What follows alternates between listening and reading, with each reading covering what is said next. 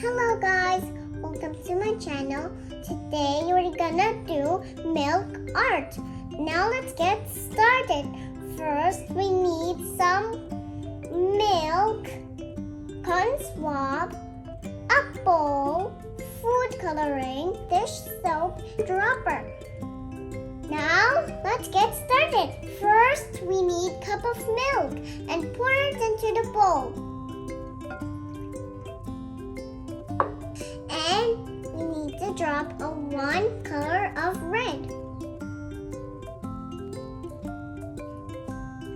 As you see, we put different spots into the bowl. And this part we need cotton swab and put it to the dish soap and put it here and see what happens.